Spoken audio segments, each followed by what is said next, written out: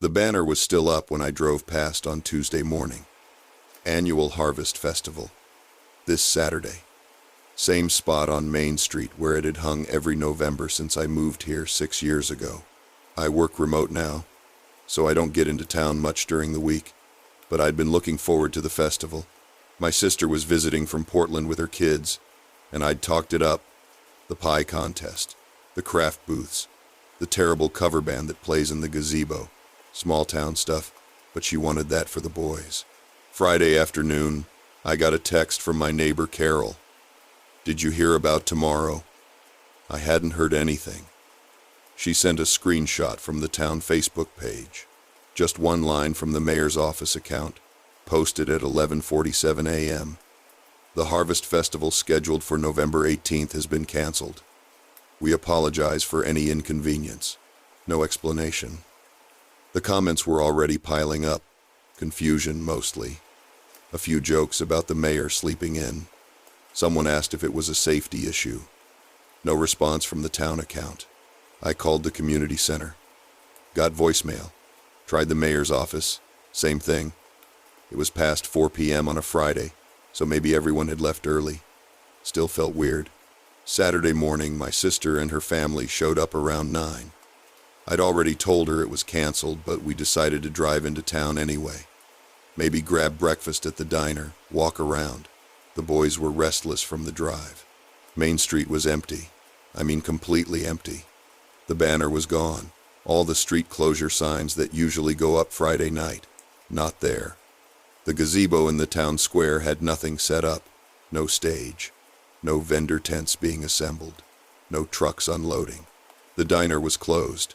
Handwritten sign on the door, closed for family emergency. That was odd. Jean never closes. Even on Christmas she does half-day breakfast service. We walked to the square. A couple of other families were there, looking just as confused as us. One guy I recognized from the hardware store was on his phone, visibly frustrated. His kid was crying, tugging his jacket. "Do you know what happened?" My sister asked him. "No idea," he said. "I volunteered to help set up yesterday afternoon. Got a call at noon saying don't come. Wouldn't tell me why. We stood there for a minute. The square felt wrong. Too quiet, maybe. The flower beds around the gazebo looked trampled, like something heavy had been dragged through. There were tire tracks in the grass. Deep ones. The kind a truck or van leaves. "Let's just go," I said. On the way back to my car, I noticed the community center. The parking lot had been freshly sealed. That black tar smell was still strong, but there were these white marks on the pavement, not lines. More like outlines, rectangles, lots of them, in a grid pattern. My sister saw me staring. "What is that?" she asked. "I don't know." One of the rectangles had something written inside in chalk. D7. Another said F3. Like coordinates. We left. I felt uneasy the whole drive back to my place. My sister didn't mention it, but I could tell she was weirded out too. Her kids were fine. They didn't notice anything strange. Just disappointed about missing the festival. That night, I checked the town Facebook page again. The cancellation post was gone. Completely deleted. I know I didn't imagine it. Carol's screenshot was still in my texts. I scrolled through the page. Nothing. No one was talking about it anymore either. The comments had been, "I don't know, cleaned up maybe?" I texted Carol. "Did you see they deleted the post?" She replied 20 minutes later. "What post?" "The festival cancellation. There wasn't a festival this year. They announced that in September." I stared at my phone. I went back through my texts with her. The screenshot she'd sent me on Friday. It wasn't there. I checked my photos. Nothing. Maybe I was losing it. But my sister remembered. I called her Sunday morning. "Hey, weird question. Do you remember us going into town yesterday? For the festival?" Long pause. "We didn't go into town," she said. "You said it was canceled weeks ago. We stayed at your place and watched movies with the boys." "No, Are you feeling okay?" I told her I was fine. Let it drop. Monday, I drove back into town. I don't know why. The banner was up again. Same one. Annual Harvest Festival, this Saturday. But the date was different. November 25th. A week later than it should have been. The diner was open. Jean was behind the counter like always. I sat down, ordered coffee. Busy week? I asked, trying to sound casual. Not really, she said. Gearing up for the festival Saturday, though. You coming? Wasn't it supposed to be last Saturday? She looked at me like I'd grown a second head. It's always the last Saturday of November. Has been for 30 years. I didn't argue. On my way out, I passed the community center again. The parking lot was empty. No tire tracks. No white rectangles. No chalk marks. The grass around the gazebo looked perfect. Flower beds undisturbed. I checked my calendar app when I got home. November 18th, the day my sister visited. It was marked as a Saturday. But according to my phone's current calendar, November 18th was a Friday. Always had been. I don't know what happened. I don't know if the festival got canceled or if it never existed that weekend at all. My sister won't talk about it. Carol acts like I'm confused. The town moved on. But I still have this feeling. Like something happened in that town square. Something they cleaned up before anyone could see. Those rectangles in the parking lot. The tire tracks. The way everyone's memory just shifted. I'm not going to the festival this Saturday. My sister's not coming back to visit either. She said the boys got sick on the drive home, and she'd rather not make the trip again this year. I didn't push.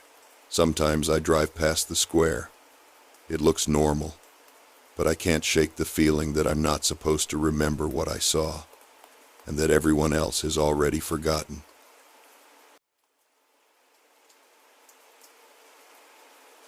Barkley wouldn't stop digging. We'd gotten him from the shelter in August, some kind of lab mix, and he'd been fine until yesterday, the day before Thanksgiving. And I'm supposed to be prepping the house because my sister and her family are driving up from Virginia. I work from home most days. IT support for a medical billing company. Around 10 in the morning, I heard him scratching at the back door, whining in that way that means he really needs to go out. I let him into the yard and went back to my desk. 20 minutes later, I checked the window and he's at the far corner by the fence, digging like he's trying to reach China. "Barkley, no," I shouted through the glass. He ignored me completely. When I went out there, the hole was already maybe 2 feet deep. Dirt everywhere, and there was a bone sticking up out of the ground. Not small either. I figured it was from a deer or something. We live in a development that used to be farmland. Lots of woods nearby. Animals die. Bones get buried over time. Made sense. I pulled Barkley away and filled in the hole. Took the bone and tossed it in the trash bin by the garage. Washed my hands twice. Then I had 3 back-to-back calls and forgot about it. An hour later, he's at the door again. I let him out, and this time I watch. He goes straight to the same spot and starts digging. Fast. Frantic. Almost. I go out there and he's already uncovered another bone. This one's different though. Smaller. And there's fabric with it. Dark, rotted cloth that falls apart when I touch it. I called my wife. She's a nurse. Works 12-hour shifts at the hospital. "Just keep him inside," she said. "We'll deal with it when I get home." Probably just old farm trash. But I couldn't stop thinking about it. I went back out with a shovel. Told myself I'd just fill it in properly this time, maybe put some chicken wire down so he couldn't dig there anymore. The hole was bigger. Barkley must have gotten back out through the side gate I'd left open while bringing in groceries. I started shoveling dirt back in and the shovel hit something solid. Not a rock. I cleared some dirt away and saw more fabric, and then I saw what looked like the curve of a rib cage. I stopped, stepped back, pulled out my phone and just stared at it for a minute. My hands were shaking. I think I knew right then, but didn't want to admit it. I called the non-emergency police line. Explained the situation. The dispatcher asked me to repeat myself twice, like she couldn't quite believe what I was saying. She told me to go inside and not touch anything else. Officers would be there within the hour. They arrived 45 minutes later. 2 patrol cars. By the time my wife got home early from her shift, There were 5 vehicles in front of our house and crime scene tape across our backyard.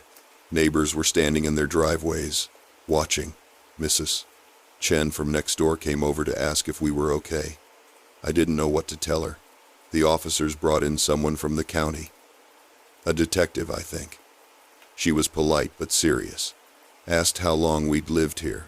3 years. Whether we'd noticed anything unusual before, no. Whether anyone else had access to our yard, just the lawn service. But they only come every 2 weeks. She wanted to know about Barkley, where we got him, how he usually behaved. They set up lights as it got dark, brought in people with equipment. My wife and I sat in the living room with the curtains closed, trying not to look outside. She made tea, neither of us drank. We were supposed to be brining the turkey. Instead, we were texting my sister to maybe not come up after all, though we couldn't really explain why yet. Around 8 p.m., the detective came back inside. She asked if we could stay somewhere else for the night, maybe the next few days. They'd need to excavate more of the yard. She didn't say it directly, but I could tell from her face. There was more than one. We packed bags and drove to a hotel near the highway. Barkley came with us. He slept fine. We didn't. The next day was Thanksgiving. We spent it answering more questions at the police station, giving formal statements. They wanted to know about the previous owners. We'd bought the house from an estate sale. The old owner had died, some kind of long illness, and his kids sold the property. We'd never met them. Everything went through the realtor. They told us it would take time. Forensics, identification, investigation. They'd let us know when we could go back home. I asked how long the remains had been there. The detective said they weren't sure yet, but probably years, maybe decades. We're staying with my sister now. She drove up anyway. The police have our whole backyard sectioned off. I saw on the local news last night that they've brought in ground-penetrating radar. They're checking the neighboring yards too. I keep thinking about Barkley. What made him dig there specifically? Dogs have incredible senses. I know that. But why that spot? Why that day? We'd had him for months. He'd been in that yard hundreds of times. My wife thinks we should sell the house when this is all over. I don't disagree. But right now we're just waiting. Waiting to find out who was buried in our backyard. Waiting to find out if there are more. Waiting to find out if the person who put them there is still around. Mrs. Chen texted me this morning. Asked if we knew anything yet. Said her husband remembers the old owner being strange, keeping to himself. Never had visitors. I didn't know what to say to that either. Maybe I'm not supposed to know. Maybe none of us are. But Barkley found them anyway.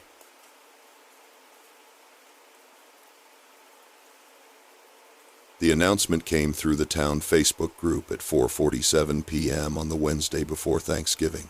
I remember the exact time because I was sitting in the parking lot of the grocery store, about to go in for cranberries. Due to unforeseen circumstances, the annual Harvest Festival has been canceled. All vendor permits are void. Grounds will be closed to the public effective immediately. That was it. No explanation, no apology.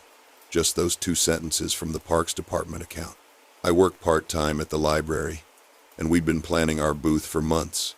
Kids' crafts, book donations, the whole thing. But what bothered me more was that I'd promised my daughter Mia I'd take her Thursday morning to see the setup before the crowds came. She's 8. She'd been talking about the pumpkin trebuchet demonstration for weeks. Anyway, I figured I'd drive by the festival grounds after work Thursday, just to see what was going on. Maybe there was a gas leak or something they'd fix by the weekend. The festival was supposed to run Friday through Sunday. The grounds sit at the edge of town, past the elementary school, backing up to some woods. It's this big open field with a permanent pavilion and scattered picnic shelters. They'd already set up most of the vendor tents by Monday. I'd seen them when I drove Mia to school. I got there around 5:30. Still light out, but the sun was getting low. The main gate was closed, which was weird because it's normally just open space with some traffic cones during setup. Now there was an actual chain link section blocking the entrance, the kind they use for road construction. Orange and white barriers on either side. No signs explaining anything. No caution tape. No workers. I parked on the shoulder and walked up to the gate. I could see the field beyond it. All the tents were still there. White canopies in neat rows. The big stage platform. Even the hay bales arranged around the kids' area. It looked ready. It looked fine. That's when I noticed the smell. Not strong, but definitely there. Sort of sweet and rotten at the same time. I thought maybe a deer had died in the woods nearby. That happens sometimes. I called the Parks Department number from the website. Got a recorded message saying they were closed for the holiday weekend. I tried the town hall main line. Same thing. On the drive home, I checked the Facebook group again. People were pissed. Vendors asking about refunds. Families asking what happened. But nobody from the town was responding. Not the mayor's account, not Parks, not even the police department page that usually jumps in to calm people down. Friday morning, I had to explain to Mia why we weren't going. She cried. I felt like an idiot because I'd built it up so much. I told her we'd drive by anyway, maybe see if they'd posted an update. When we got there around 10, there were already a dozen cars pulled over. People standing by the gate, looking in. A few were taking pictures. The barriers were still up. No official vehicles, no workers, nothing. The tents looked different in full daylight. I'm not sure how to explain it. They were sagging in places, like something heavy had pressed down on them overnight. One of the canopies near the back had collapsed entirely. The smell was stronger. Mia wrinkled her nose and asked what it was. I told her I didn't know. A guy I recognized from the hardware store was there with his wife. He said he'd called the county health department that morning. They told him they hadn't issued any closures for the festival. He seemed really confused about that. Someone else said they'd seen a Parks Department truck there at dawn, but it had left after a few minutes. Didn't stop, didn't do anything, just drove through the back access road and left. I was about to get back in the car when I saw movement near one of the tents. Just a flicker, like fabric shifting. But there wasn't any wind. The air was completely still. Mia saw it too.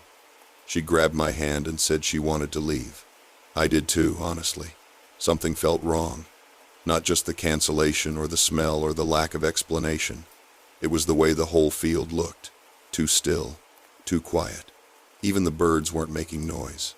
We got in the car and I drove home faster than I should have.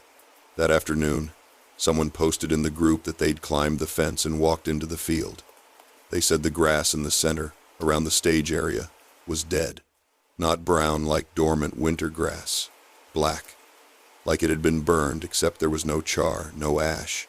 Just dead. They also said they found something under the collapsed tent. They wouldn't say what, just that they'd called the state police and were told someone would check it out. No one ever did, as far as I know. By Saturday, a few people were talking about organized complaints, maybe a town hall meeting. But by Sunday, the posts had stopped. The whole thread got deleted, actually. I checked Monday, and it was just gone. The original cancellation post, all the comments, everything. I drove by the grounds again Tuesday. The barriers were gone. The tents were gone. The stage, the hay bales, all of it. The field was completely empty. They must have cleared it overnight. The grass was green again, normal, like nothing had ever been there. I asked the director at the library if she knew anything. She got really quiet and said the Parks Department had told her not to discuss it. When I pushed, she just said sometimes there are liability issues that can't be made public. Then she changed the subject. Mia asked me a few days later if we could go to the festival next year. I told her we'd see. Honestly, I don't think I want to. I still don't know what happened, and that bothers me more than any explanation could. The town's already acting like it never happened. The festival page on the town website is gone. No mention of it in the local paper. I drive past those grounds every weekday. I've started taking a different route.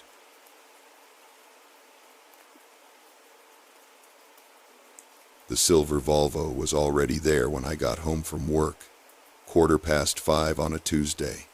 I noticed it because we live on a cul-de-sac and everyone knows everyone's cars. This one had a rental company sticker in the back window. I didn't think much of it at first. Maybe someone's family visiting. I went inside, started dinner. My husband Mark was working late again, some project deadline. I made pasta, ate in front of the TV, checked my phone, the usual. Around 7, I took the recycling out. The Volvo was still there, parked in the Hendersons' driveway across the street. Their house was dark. They'd gone to Spain for 2 weeks. Carol had mentioned it at the weekend when I saw her at Tesco. I stood by our bin for a moment, looking at the car. The engine wasn't running. No one inside that I could see. I texted Carol anyway. Someone parked in your drive, just for your information. Felt a bit nosy doing it, but better safe than sorry. She replied almost immediately they're retired, always on their phones. Thanks, love. Probably just someone turning around. Don't worry, XX. But it wasn't turning around. It was parked properly, parallel to the garage door. I went back inside. Put the kettle on, kept glancing out the kitchen window. The street was quiet. Most people were inside having dinner, kids doing homework. January dark, that heavy kind where it feels later than it is. At 7:30, Mark texted saying he'd be another hour at least. I was washing up when I saw movement. Someone got out of the Volvo. A man, I think. Average height, dark jacket, hood up. He walked up to the Hendersons' front door and just stood there for a minute. Then he came back down, walked around the side of their house where the gate is. I put my mug down, pulled my phone out. Didn't call anyone yet because what would I even say?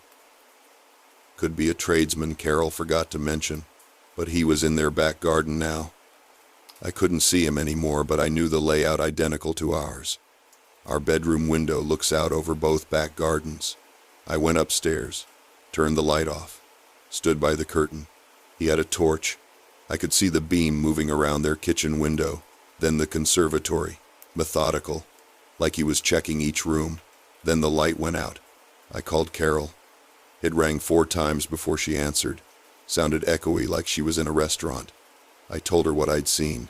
She went quiet for a second, then said they didn't have anyone checking the house. No tradesmen. No friends with keys. Should I call the police? I asked. I don't know, she said. Has he broken in? I can't tell. He's round the back. Maybe just keep an eye on it. Ring 101 if he's still there in 10 minutes. I felt stupid, like I was overreacting, but I stayed by the window. 5 minutes later, he came back around the side of the house. Walked to the Volvo, got in, didn't start the engine, just sat there.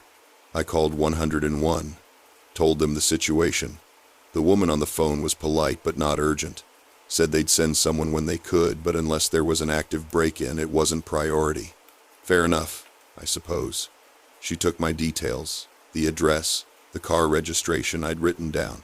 Mark got home at 9:45. I was still watching from upstairs. The Volvo hadn't moved. I told him everything and he went outside, walked across the street like he was just checking his own car. Casual. Walked past the Volvo, glanced in. When he came back in, he looked rattled. There's someone in there. Just sitting, staring at the house. Did he see you? Yeah, made eye contact. Didn't react. We called 999 then. Told them someone was casing a house. Owners were abroad, acting suspicious. They said a unit would come out. 20 minutes later, felt longer, a police car pulled up. No sirens, just lights. 2 officers got out. One went to the Volvo, knocked on the window. The other stood back. The man got out. I couldn't hear what was said, but it looked calm, talking. The officer was checking something on his radio. Then they all walked up to the Hendersons' front door. One of the officers tried the handle, looked in the window. After maybe 10 minutes, the man got back in the Volvo and drove off. The police came over to us. Turns out he was a private investigator, hired by the Hendersons' son to check on the house because there'd been a spate of break-ins in the area and he was worried. The son had given him the address but not told Carol and Brian. Some family communication breakdown. The officer was apologetic, thanked us for calling, said we'd done the right thing. But here's the thing that still bothers me. After the police left, I checked my Ring doorbell footage. We'd had it installed a month ago. I scrubbed back through the afternoon. The Volvo had been there since 2 in the afternoon. I got home at 5:15. That's over 3 hours just sitting there before I even noticed. And when I watched the bit where the man got out, he wasn't checking the house. He was looking at ours. I told Mark. He said I was reading too much into it, that the angle probably just made it look that way. Maybe he's right. The police checked the guy's credentials. It was legitimate. But I keep thinking about those 3 hours. What was he doing before I saw him? And why did he make eye contact with Mark like that? So calm, like he'd been expecting us to come out. I haven't mentioned it to Carol. She's back next week. I don't know what I'd even say. Their son hired someone. It's all sorted. I still check the driveway before I go to bed, though. Every night now. Just to make sure it's empty.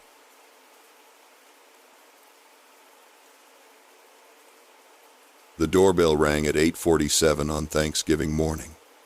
I know the exact time because I'd just checked my phone to see if my sister had texted about what time she'd arrive. I wasn't expecting anything.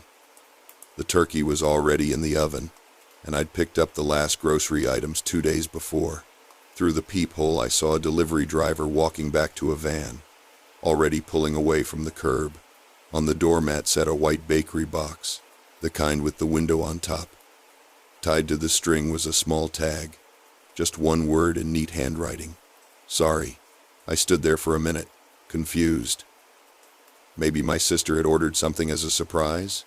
She knew I was hosting for the first time since the divorce. I brought the box inside and set it on the kitchen counter. Through the cellophane window, I could see what looked like a pumpkin pie. Lattice crust, the works. It looked professional, like something from that expensive bakery on Harrison Street. I pulled out my phone and texted my sister, "Did you send a pie?" She replied almost immediately. "No? What pie?" I sent her a photo of the box and the tag. Weird. Maybe Mom? I called my mother. She was already at my aunt's place, helping with their meal prep. No, she hadn't sent anything. She suggested maybe it was from a neighbor, a friendly gesture. We have a community Facebook group where people sometimes do things like that. But the tag said, "Sorry." Sorry for what? I thought about my ex-husband, Daniel. We'd been divorced for 8 months. The split was messy, but it was over. He'd moved 3 states away for work. Still, he knew I loved pumpkin pie. He used to joke that I'd choose pie over him. Maybe this was some weird olive branch. I texted him. "Did you send me something?" No response. That was normal. We barely communicated anymore except through lawyers about the house sale. I stared at the box. The pie looked perfect. Too perfect, maybe. I felt stupid for being suspicious of a pie, but something about it bothered me. The timing. The single word. The fact that nobody would claim it. I opened the box. The smell hit me first. Not pumpkin and cinnamon. Something else underneath. Chemical, almost. Like cleaning solution or acetone. I closed the box immediately. My hands were shaking. I'm not a paranoid person, but I watch the news. I know about poisoned food, about revenge, about ex-partners who can't let go. Daniel had been angry during the divorce. Really angry. He'd accused me of ruining his life, taking everything from him. Our last argument had ended with him saying, "You'll regret this." I called the non-emergency police line, explained the situation. The dispatcher sounded skeptical but said someone would come by. It might take a while because of the holiday. While I waited, I checked the community Facebook group. Nothing about pies or deliveries. I posted asking if anyone had sent something to my address. No responses. I looked at the box again, still sitting on my counter. The tag, that handwriting looked familiar, but I couldn't place it. Not Daniel's. His handwriting was terrible, all caps and scribbles. The police arrived around 10:15. A single officer, youngish, clearly annoyed to be working Thanksgiving. I showed him the box and explained. He looked at me like I was wasting his time. "You called us about a pie? It smells wrong, and nobody will say they sent it." He sighed, pulled on a glove, and opened the box. He sniffed, made a face. "Yeah, that's not normal." He closed it carefully. "We'll take it in, have it checked. Probably nothing, but better safe." He took my statement, asked about Daniel, about any other conflicts I'd had recently. I mentioned a dispute with my former landlord over my security deposit, but that had been resolved months ago. A disagreement with a coworker last year, but we'd both moved on. Nothing that would explain this. The officer left with the box. Told me someone would follow up. My sister arrived around noon. I told her everything. She thought I was overreacting, but she also admitted she wouldn't have eaten it either. We had Thanksgiving without pie. I couldn't stop thinking about it. The police called back 3 days later. The pie had been laced with antifreeze. Not enough to be immediately lethal if you just had a slice, but enough to make someone very sick. Possibly cause kidney damage. If I'd served it to my whole family, if my nieces had eaten it, if we'd all had multiple slices. They asked more questions. They investigated Daniel first, but he had alibis. He was photographed at a Thanksgiving dinner in Oklahoma with his new girlfriend's family. The bakery box was generic, available at any restaurant supply store. No fingerprints except mine and the officer's. The delivery service had no record of the order. The driver had been paid cash by someone at a drop-off point, given an address, and told it was a surprise gift. The driver couldn't describe the person clearly. Average height, dark coat, hat pulled low.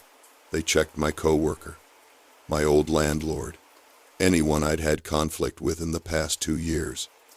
Nothing stuck. The case went cold within a month. I still don't know who sent it. I moved apartments in February, changed my number. I'm careful now about deliveries, about answering the door, about anything unexpected. The worst part isn't the not knowing, though that's bad enough. It's that sorry tag. Sorry means they knew me. Sorry means they regretted something, or they were apologizing in advance. Sorry means this was personal. I think about it every Thanksgiving now. I probably always will.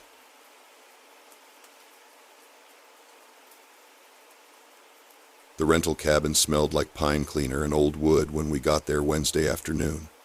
My sister Kate found the notebook that evening, tucked between the couch cushions in the main room. We'd driven up from Charlotte for Thanksgiving, me, Kate, her husband Mike, and their 2 kids.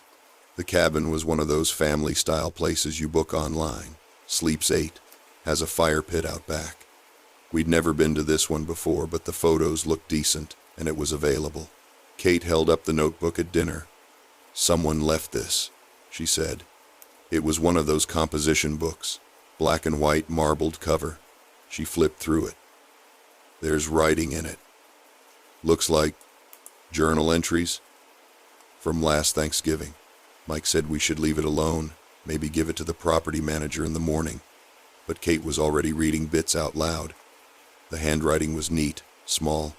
A family had stayed here last year, mother, father, 2 teenage daughters. They'd written about their trip, what they did each day. Hiking, board games, a trip into town for groceries. I didn't think much of it at first. People forget stuff. I've left chargers, socks, a book once. The kids were tired, so we got them to bed early, and the adults stayed up with wine by the fireplace. Kate kept flipping through the notebook. "This is weird," she said around 10. They write about hearing noises at night, scratching sounds in the walls. Mike laughed. It's a cabin in the woods, probably squirrels. But Kate kept reading, quieter now. The family's entries got shorter as the days went on, more tense. They mentioned feeling watched. One of the daughters wrote that she saw someone standing outside her window one night. But when she told her parents, they said it was probably a deer or shadows from the trees. The last entry was from Thanksgiving Day itself. Just 3 lines. "We're leaving early. Something isn't right here. We should have trusted our instincts." That's when Kate noticed the date at the top of the page. November 23rd, last year, Thanksgiving Day. And beneath it, in different handwriting, shakier, faster, someone had added a single sentence. They didn't make it to the car. None of us said anything for a minute. Mike took the notebook, looked at it himself. "This is someone messing around," he said. "Previous guests trying to spook the next people. It's a prank. Maybe." But I got up and checked the front door. Locked. I looked out the window at our cars in the gravel driveway. Both were fine. Nothing unusual. The woods around the cabin were dark and thick. No other houses visible. Kate wanted to call the property manager right then, but Mike pointed out it was almost 11 at night. What were they going to do? We'd call in the morning, maybe ask about the family who stayed last year. He took the notebook and put it in a drawer in the kitchen, out of sight. I tried to sleep but kept thinking about it. Around 2 in the morning I heard something. Not scratching exactly, more like footsteps on the gravel outside. Slow, deliberate. I got up and went to the window in the hallway. I couldn't see anything. The motion sensor light by the cars hadn't come on. I told myself it was an animal. Deer are heavy. Their hooves sound like footsteps sometimes. I went back to bed. Thursday morning, Kate was already up when I came downstairs. She'd made coffee and was sitting at the kitchen table with the notebook open in front of her. "I couldn't sleep," she said. I kept reading. She showed me pages we'd missed the night before. Tucked in the back, written in pencil, were more entries. Different handwriting again. Another family. Different dates 2 years ago, around Christmas. They'd also heard noises. Also felt watched. Their entries stopped abruptly, too. "How many families have stayed here?" Kate asked. We tried looking up the property online. Found the listing. Scrolled through reviews. Most were positive. Great location. Cozy. Perfect for families. But there were a few one-star reviews buried in there. One from 18 months ago. Left after the first night. Felt unsafe. Host was unresponsive. Another from 3 years back. Would not recommend. Strange occurrences. Property manager dismissive. Mike came down and saw us reading. He was annoyed. "You're working yourselves up over nothing. It's Thanksgiving. Let's just have a normal day." But Kate called the property manager anyway. Got voicemail. Left a message asking about the notebook, about previous guests, about whether there had been any incidents. No call back. We spent the day trying to act normal for the kids. Made Thanksgiving dinner. Played cards, avoided talking about it. But I kept noticing things. The way the trees seemed closer to the cabin than they had the day before. The way the light from the windows didn't reach very far into the woods. The way the property manager never called back.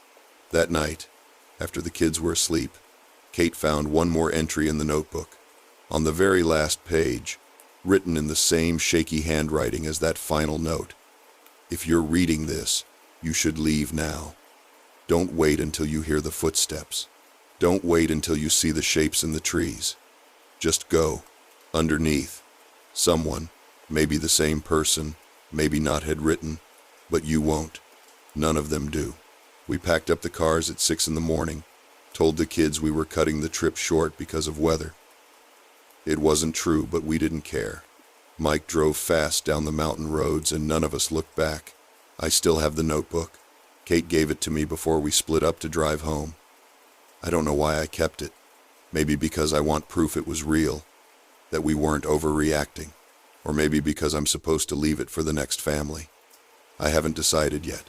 The property is still listed online. Same photos, same description. I checked yesterday.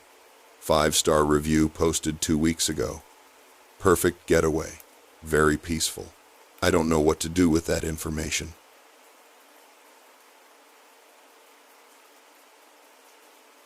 The doorbell camera notification came through while I was at work.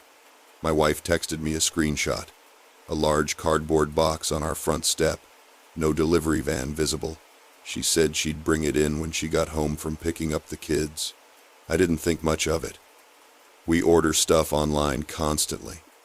Probably something one of us forgot we'd bought, When I got home around 6, the box was sitting on our kitchen counter. It was bigger than I'd thought from the photo, maybe 2 feet square, and surprisingly heavy when I tried to shift it. The cardboard was plain brown, no labels, no tape over the seams, just folded shut. "Did you open it?" I asked Sarah. She was making dinner, our 2 kids doing homework at the table. "No, I figured it was yours. There's no shipping label." I looked closer. She was right. No address sticker, no barcode, no stamps, nothing. "That's weird," I said. Our daughter Emma looked up. "Maybe it's a present." "From who?" Sarah asked. I pulled back the flaps. Inside, packed in ice that had mostly melted into cold water at the bottom, was a whole frozen turkey. A big one, maybe 16 pounds. Wrapped in clear plastic.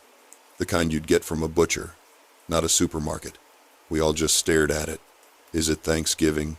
our son Michael asked. "He's 7. "Not for 2 weeks," Sarah said slowly. "Did you order that?" "No." "Did you?" She shook her head.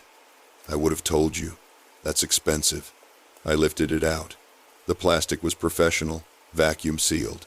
There was a small white sticker on top with a date from 3 days ago and a weight. No store name, just numbers. Emma was looking at the box again. "There's no card or anything?" I checked. Nothing. I even felt around in the melted ice. Just cardboard and water. "Maybe Grandma sent it?" Michael suggested. "Sarah's mom lives 2 hours away." I called her on speaker. She had no idea what we were talking about. Said she hadn't sent anything. Asked if we were sure it was meant for us. I didn't have a good answer for that. After dinner, I checked our doorbell footage. The box appeared at 1:47 p.m. A man in a dark jacket and baseball cap walked up, placed it on the step, and left. He didn't knock or ring the bell. Didn't look at the camera. The angle didn't catch his face clearly, just the cap brim. He walked back to the street, but the camera's range ended before I could see a vehicle. I rewound it 3 times. Something about how he moved felt deliberate. He knew exactly where the camera was. Sarah looked over my shoulder. "That's not a delivery driver." "No," I agreed. We put the turkey in our garage freezer. I thought about calling the police, but what would I even say? Someone gave us free meat. That night I kept checking the doorbell app, waiting for another notification. The next morning, our neighbor Helen stopped me as I was leaving for work. She's retired, spends a lot of time watching the street from her front window. "Did you get a package yesterday?" she asked. "Yeah, actually." "Why?" "I saw the man who brought it. He stood at your door for a minute before he rang. Just stood there. Then he didn't even wait to see if anyone answered." "Did you recognize him?" She frowned. "No, but he looked at my house after. Just turned and stared at my front door for a few seconds before he left. I felt cold." "Did you see his car?" "Dark sedan. Couldn't tell you the model." I'm sorry, I wasn't really paying attention until he stood there so long. At work, I couldn't focus. I kept thinking about the turkey, the lack of labels, the professional wrapping, the way the man knew where the camera was. I called Sarah during lunch. "I want to throw it away," she said immediately. "Yeah, okay." "No, I mean now. I don't want it in our house." When I got home, she'd already put it in a garbage bag and left it in the garage. We decided to take it to the dump ourselves rather than leave it on the curb. That evening, Emma came downstairs looking confused. "Dad, did you go in my room today?" "No, why?" "My window was open, just a little bit. I always keep it closed." Her room faces the backyard, 2nd floor. Sarah and I went up together. The window was locked now, but Emma insisted it had been open about an inch when she'd gone in after school. "Maybe the wind," Sarah started, but stopped. It was a sliding window with a tight lock. I checked the yard with a flashlight. Nothing obvious. No footprints under the window, no ladder marks. But the grass was wet from the sprinklers running that morning, and I'm not sure I'd know what to look for anyway. We called the police then. They sent an officer who took a report, looked at the doorbell footage, walked around the yard. He said there wasn't much they could do without clear evidence of a crime. Technically, leaving a package isn't illegal. The window might have been Emma forgetting to lock it, but he did say we should consider changing our locks and maybe getting a camera for the backyard. That was 4 days ago. Nothing else has happened. No more deliveries. No more open windows. But Sarah started parking in the driveway instead of the street, and I've been driving the kids to and from school instead of letting them take the bus. We haven't told them why, exactly. The thing that bothers me most is that I keep trying to figure out what the turkey means. Is it some kind of message? A mistake? Was it meant to scare us? Or is it just the first part of something? Maybe I'm overthinking it. Maybe someone just put the wrong address on their Thanksgiving order. But they didn't put any address. And why would they come back to open Emma's window? I'm writing this down because I want a record of it in case something else happens. Our doorbell camera is saving all footage to the cloud now. I've started checking it every few hours. Helen has my number and said she'll call if she sees anyone unfamiliar on our street. Maybe nothing will happen. Maybe it already happened, and we just don't know what it was yet. I still have the receipt from the dump, proving we got rid of the turkey. I don't know why, but that feels important to document.